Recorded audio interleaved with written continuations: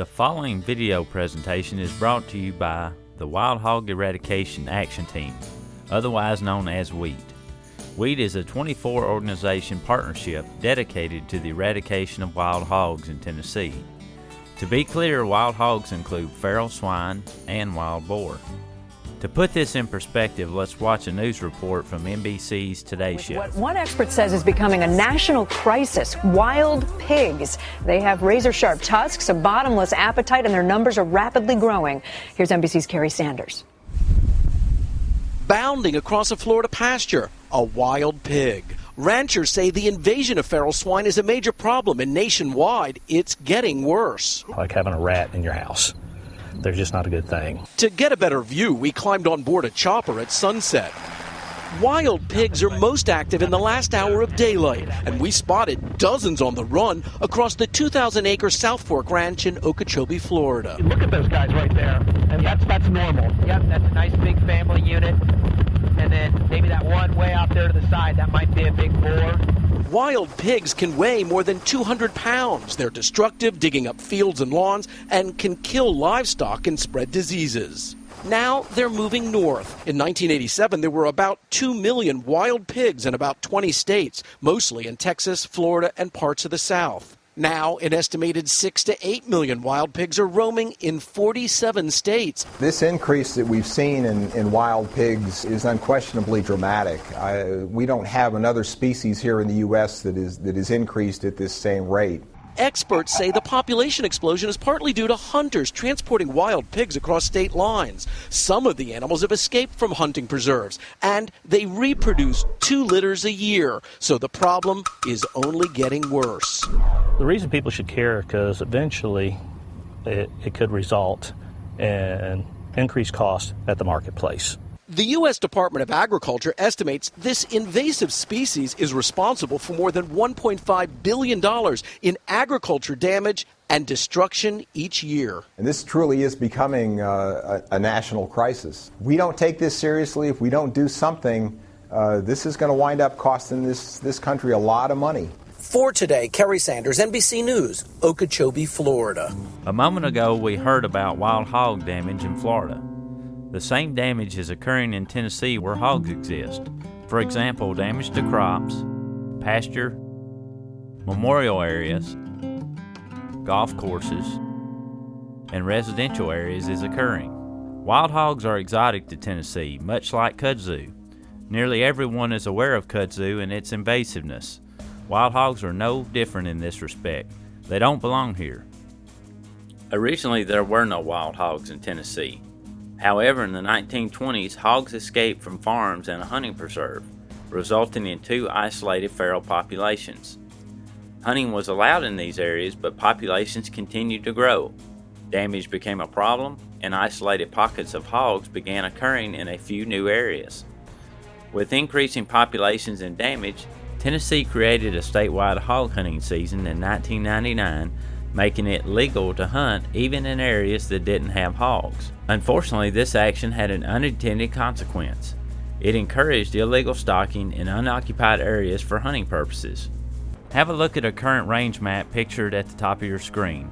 If this issue isn't addressed now, the map could change to what's pictured below in just 10 years. The time to deal with this issue is now, before it's too late. W.H.E.A.T is working to reverse Tennessee's troubled past with hogs by eliminating incentives for wild hogs to be illegally stocked, creating effective means of control for landowners, and conducting adequate outreach. Now that we understand wild hogs aren't controlled by hunting, let's talk about a proper response. First, we need to determine if wild hogs occur in our area by identifying sign. Take a look at the wild hog track pictured on the right. The hog track is more rounded than the deer track pictured on your left. Rooting is an obvious sign already discussed. Wallows and rub trees will also be present in areas where hogs frequent. If the presence of wild hogs is confirmed, it's crucial to begin control immediately since wild hog populations can double in a year and problems only compound. Delayed response by some have experienced losses of entire cornfields. In some cases, hogs have gone row by row, rooting up corn seed following the planting. Wild hog control requires cooperation by landowners since wild hog home ranges typically include multiple properties. Unfortunately, it's easy for landowners to work against one another. For example, a landowner baiting and shooting will cause hogs to become more nervous and trap shy, interfering with a neighbor using trapping, the most effective approach. Wild hog trapping by landowners can be done outside of big game hunting seasons without a license. Landowners desiring to trap during big game seasons or have friends assist them can obtain an exemption from TWRA to do so. Trapping is not a simple, short-term, or cheap solution. Rather, it's a year-round process requiring an initial investment and time. Wild hog trapping is the most effective means of long-term control, but only when done correctly. Done incorrectly, trapping results in trap-shy hogs impossible to harvest. Trapping should target entire groups of hogs, not individuals. Patience is required of trappers, and conditioning of hogs to trap areas is necessary. Potential sites may be baited with corn before traps are constructed to evaluate areas as trap sites. Limit the number of trips to sites while monitoring. Utilizing trail cameras can help reduce the number of visits required to monitor sites. Once hogs are consistently visiting a trap site, trap construction should begin. Trap materials should include wide trapdoors and strong panels. Baiting should continue throughout construction. Trappers should always minimize disturbances and not drop trapdoors until all hogs are inside the trap. Using trail cameras is the best way to determine when to set up to drop the trapdoor. When the time comes, tree stands or blinds should be used. Your best option is using a trapdoor controlled by a keyless entry device.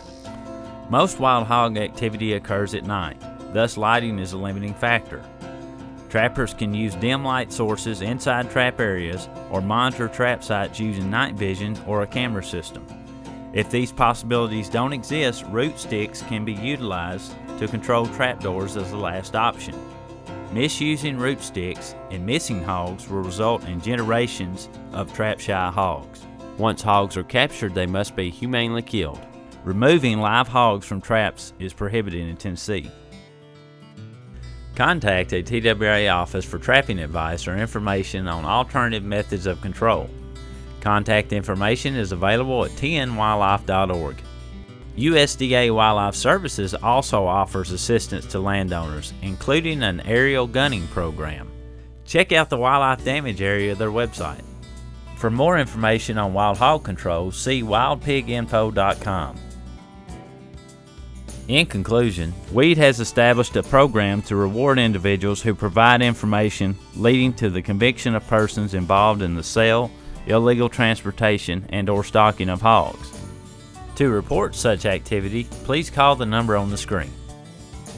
Transportation requirements for legally possessed wild-appearing swine can be found on the Tennessee Department of Agriculture's website. Thank you for your attention, and special thanks to all the organizations making up the Wild Hog Eradication Action Team.